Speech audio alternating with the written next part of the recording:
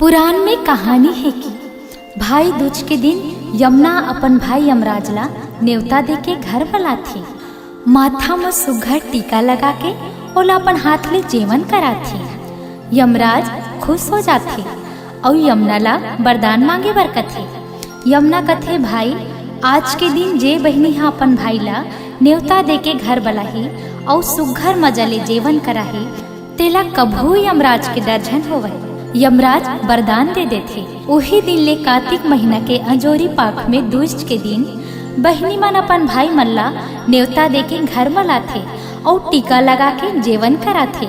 यही दिन चित्रगुप्त भगवान के संगे संग कलम दवात और पुस्तक की पूजा होथे। बनिया मन बर यही दिन ले उकर खाता बही के नामा बछर शुरू होथे। यही दिन ले चित्रगुप्त सब मनखे के कर्म के हिसाब लेथे।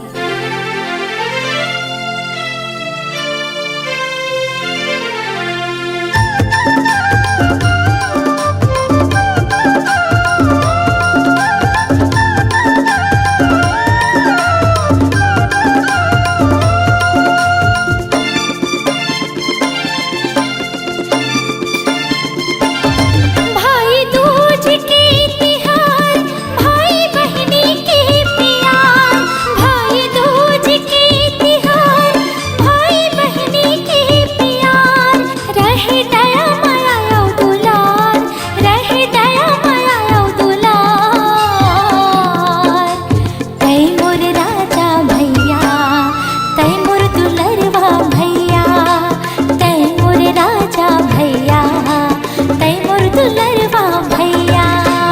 दूज के तिहार भाई बहनी के प्यार, भाई दूज के तिहार भाई बहनी के प्यार।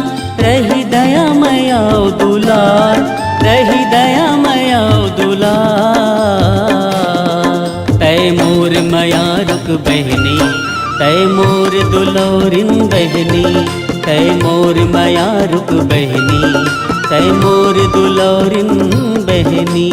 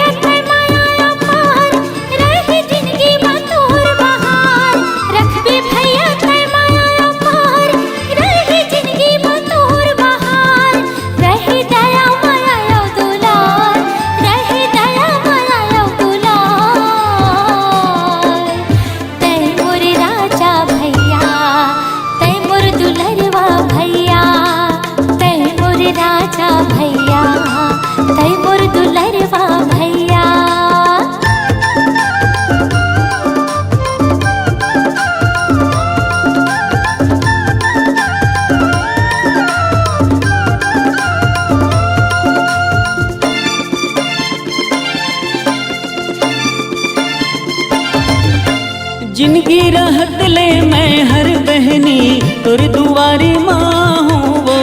तुर सुख दुख माँ भूले आघू भाई के धर्म निभाऊँ वो।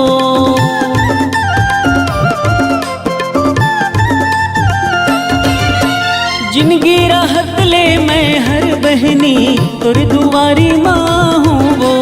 तुर सुख दुख माँ भूले आघू भाई के धर्म निभाऊँ वो।